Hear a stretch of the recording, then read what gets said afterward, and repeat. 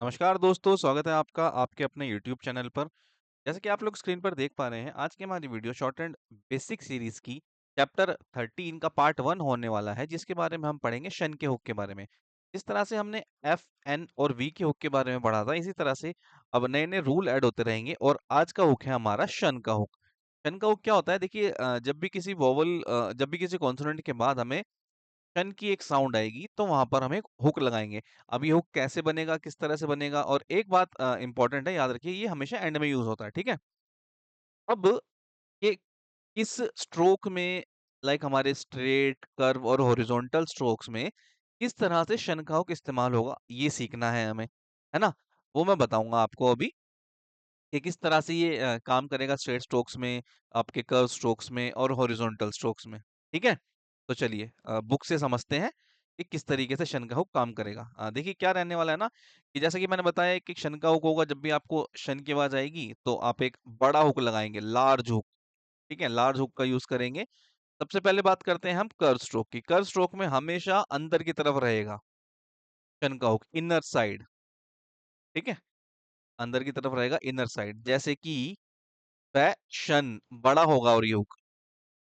Motion, nation, इस तरीके से काम करता है। अटेंशन, एग्जामिनेशन, ठीक है, सेशन, तरीके से ऐसे काम करेगा। मेंशन, एम एन और ये शन, मेंशन, इस तरीके से काम करता है। कर्व स्ट्रोक में शन का हुक कैसे, इनर साइड, अंदर की तरफ। ठीक है, और एक बात और, देखिए एस का रूल फिर से मैंने आपको बताया था कि वो सुप्रीम होता है। जब भी कभी एस की साउंड आएगी तो हम इसके अंदर ही एस का सर्कल लगाएंगे। जैसे फैशन होगा तो फैशंस, ठीक है। रिलेशन ये होगा, और रिलेशंस जब होगा तो रिलेशंस। इस तरीके से एस का सर्कल हम अंदर की तरफ दिखाएंगे। और एक बात और, जब भी कभी हमें शन के बाद नल की आवाज आएगी ना, एन का एल का हुक लगाना होगा, या फिर हमें नल की ऐसी कुछ आवाज आती है जैसे नेशनल, तो शन नहीं, ये क्या होगा, नेशन, और एल लगा देंगे तो नैश नल हो जाएगा। तो हम इसको क्या कंसीडर करते हैं, नल। प्रोफेशन और प्रोफेशनल, ठीक है। इंटेंशनल, इस तरीके से।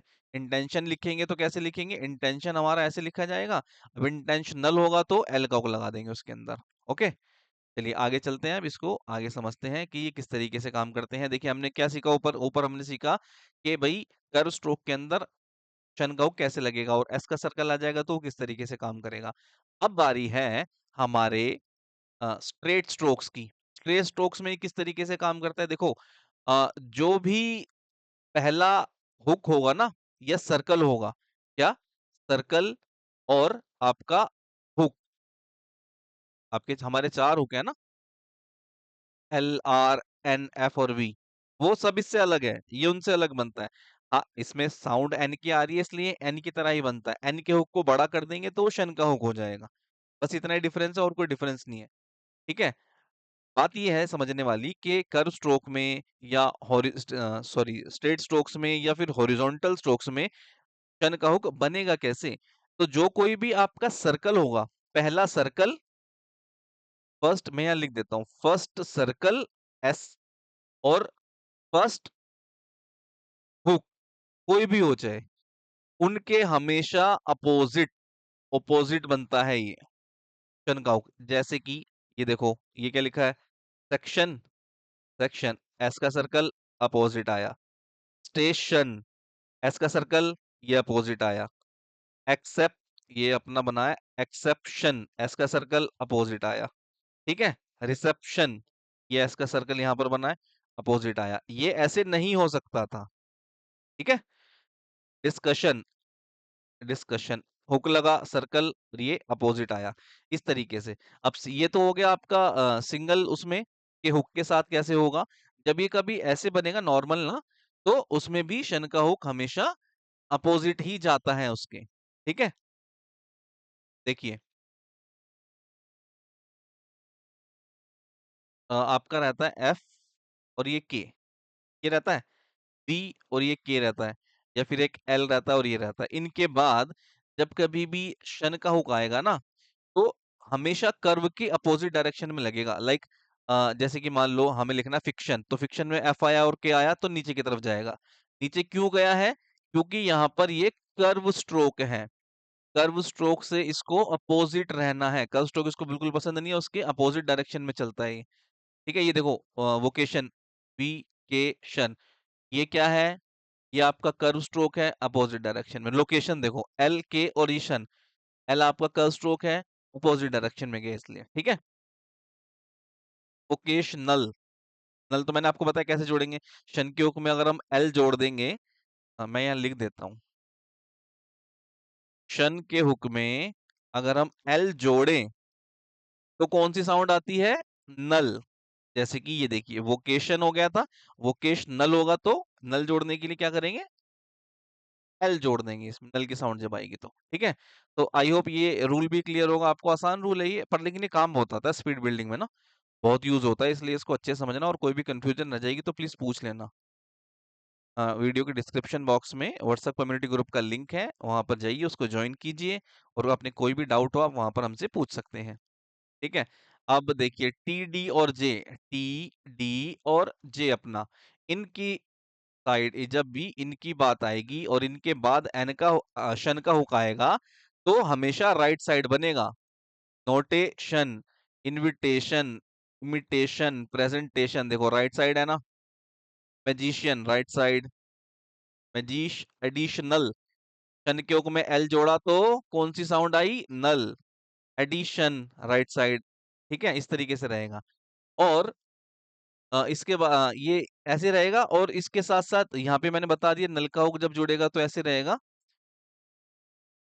और एक चीज और, जो भी कोई लास्ट वोवल होगा, लास्ट, मैं लिख देता हूँ यहाँ पे, लास्ट वोवल होगा ना किसी भी वर्ड के अंदर, लास्ट वोवल के ऑपोजिट रहेगा शन का हुक। ठीक है, कोई भी लास्ट वोवल होगा उसके अपोजिट रहेगा। एग्जांपल के लिए मैं आपको दिखाता हूँ, देखो जैसे एक्शन, एक्शन में एक ही वोवल है तो नीचे की तरफ, कॉशन में यहाँ वोवल लगा ये अपोजिट, पोर्शन में यहाँ वोवल लगा अपोजिट आया, ओकेजन में यहाँ वोवल लगा ये अपोजिट आया। अब देखो कहने को यहाँ पे दो वोवल है कि सर ये भी तो वोवल है ये भी तो वोवल, पर लेकिन लास्ट वोवल कौन सा है इसमें? लास्ट वोवल है ये वाला। ठीक है, ये वोवल है लास्ट, इसलिए इसके अपोजिट गया। रिडक्शन, आपका रिडक्शन, ये लास्ट वोवल है इसके अपोजिट आया। ओकेजनल, ओकेजनल, एल किसकी साउंड देगा? नल की साउंड देगा। जब शन के अंदर एल जोड़ेंगे तो क्या बन जाएगा? नल, ओकेजनल, इस तरीके से। नेक्स्ट है आपका, हाँ, एक और है, देखिए एस की साउंड आएगी ना जब कभी भी शन के बाद हमें एस की साउंड आएगी तो हम अलग से लगा देंगे। पर लेकिन एस की साउंड हमें ना, एन एस की साउंड हमने ऊपर क्या सीखा था कि भाई फैशन तो कैसे लिखेंगे सर? फैशन तो ऐसे लिख देंगे, शन के अंदर एस का सर्कल लगा देंगे। पर लेकिन एक हमें एंस की साउंड आएगी शन के हुक से, शन का हुक एंस की साउंड पर जब जाएगा, शन के हुक के बाद जब एंस की साउंड आएगी, उस केस में हम क्या करते हैं? उस केस के अंदर हम सर्कल के साथ एन के हुक को, शन के हुक को बनाते हैं। जैसे ऑपोजिशन, अब ये क्या है? सर्कल भी आ गया और ये शन का हुक भी बन गया। डिसीजन, ये सर्कल आ गया और ये शन का हुक भी बन गया। ठीक है, टैक्सेशन। ओके, अच्छा एक बात और, जब ये वाला रूल हम बनाएंगे ना, इसको मतलब याद रखने के लिए आप कैसे समझे ना, देखो इसको ऐसे समझो, एस के साथ शन का हुक।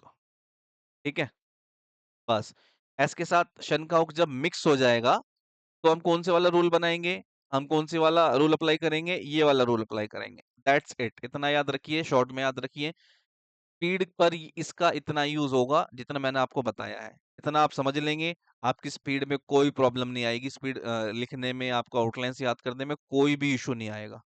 ठीक है, और थर्ड प्लेस का वोवल लगाते हैं इसके साथ, अगर थर्ड प्लेस का वोवल आएगा तो वो बाहर लगाते हैं, बाकी दो, आपका फर्स्ट प्लेस सेकंड प्लेस, ये वोवल इस वाले रूल के साथ नहीं लगते। ठीक है, सिर्फ ओनली थर्ड प्लेस का लगेगा, वो भी आप लगाना चाहेंगे तो। अच्छा फिर से देखो एस का सर्कल आ गया, एस का सर्कल सुपीरियर है, मैंने बताया था। एस का सर्कल यहाँ पर भी आ जाएगा, जैसे पोजेशन। ठीक, पोजेशंस जब लिखेंगे तो ऐसे सर्कल अलग शो करेंगे। ठीक है ना, ट्रांजिशन, ट्रांजिशंस, यहाँ पे शो करेंगे ऐसे अलग से। ठीक है। और इसके अलावा कई वर्ड ऐसे होते हैं जो उएशन या यूशन पे खत्म होते हैं, जैसे आपका सिचुएशन और ट्यूशन। सिचुएशन में उएशन आ गया और ट्यूशन में ट्यूशन आ गया। उनके लिए हम क्या करते हैं, उनके लिए श के जो हमारा स्ट्रोक रहता है ना श का, उस श के अंदर हम एन का हुक लगा देते हैं, तो उसी को शन मानते हैं। जैसे सिचुएशन, ट्यूशन, क्या किया, श बनाया प्लस एन का हुक। ये क्या साउंड देंगे, ये साउंड देंगे उएशन या यूशन। तो जब भी कभी हमें उवेशन या यूशन की साउंड बनानी होगी, तो क्या बनाएंगे, चा बनाएंगे, फिर क्या करेंगे, एन बनाएंगे। दोनों मिलके कौन सी साउंड देंगे, ये वाली। Okay, clear. चलिए नेक्स्ट देखिए। अब हाविंग आ जाती है फिर से शन के हुक के बाद, जब भी कभी टी और डी की साउंड आएगी, तो जिस कॉन्सोनेंट के अंदर शन का हुक लग रहा होगा, उस कॉन्सोनेंट को क्या करेंगे, लेंथ में छोटा कर देंगे। लेंथ में तो छोटा होगा पर लेकिन हुक उतना ही बड़ा रहेगा। जैसे मोशनड आ गया तो, लेकिन ऐसे करेंगे इसको, कॉशनड आ गया तो ऐसे, फैशनड आ गया तो ऐसे। इसकी एक आपको एक ट्रिक सिखाता हूं मैं। देखो, इसकी ट्रिक क्या है, मोशन बनाओ और उसको ऐसे काट लो। काटने से हमारा क्या मतलब होता है, जहां पर भी ईडी जुड़ जाता है ना, या वर्ब की सेकंड या वर्ब की थर्ड फॉर्म आ जाती है, तो उसके अंदर हम एक कट लगा लेते हैं। जैसे फैशन हमने पूरा लिखा और ये फैशन, क्योंकि छोटा बनाओगे तो कंफ्यूजन क्रिएट करेगा ये। छोटे के अंदर शन का हुक बड़ा होगा तो कंफ्यूजन हो जाती है। इसीलिए हम क्या करते हैं, जहां पर भी ईडी की साउंड आती है या वर्ब की सेकंड फॉर्म या थर्ड फॉर्म आती है, तो हम उसको पूरा बनाते हैं और उसको काट लेते हैं। ठीक है। इस तरीके से काम करेंगे इसमें। शन के लिए जो स्पीड पर लिखने के लिए जो चीजें जरूरी है ना, वो मैंने सारी इसमें बता दी हैं। आप इनको फॉलो करिए, आपकी स्पीड बिल्डिंग में कोई भी इशू नहीं आएगा। ओके। उसके बाद आ जाती है हमारी शॉर्ट फॉर्म्स।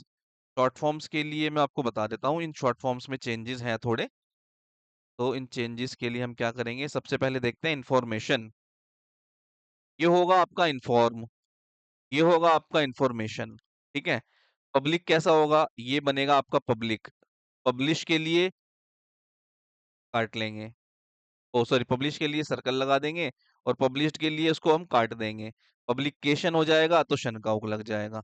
ऑब्जेक्ट, ऑब्जेक्टेड, देखो ईडी आ गया, मैंने बताया था ना अभी। ऑब्जेक्टेड, इसको काट लेंगे यहाँ से। ऑर्गेनाइज और ऑर्गेनाइज ठीक है। Invest, investigation, organisation. ऑर्गेनाइजेशन की एक एडवांस आउटलाइन बता देता हूँ आप लोगों को, ऐसा बनेगा ऑर्गेनाइजेशन। ठीक है। बाकी ये सब ठीक है, इन्वेस्ट, इन्वेस्टिगेशन, ये सब ठीक है, ये ऐसे ही बनेंगे। तो इसको आप कंप्लीट कर लेंगे। आई होप ये वीडियो आप लोगों को अच्छी लगी हो। इसे वीडियो आप लोगों को पसंद आई हो तो इसे लाइक करिए, शेयर करिए, चैनल को सब्सक्राइब करिए। नेक्स्ट वीडियो में हम पढ़ेंगे कंपाउंड कॉन्सोनेंट के बारे में। आज की वीडियो को हम यहीं पर एंड करते हैं।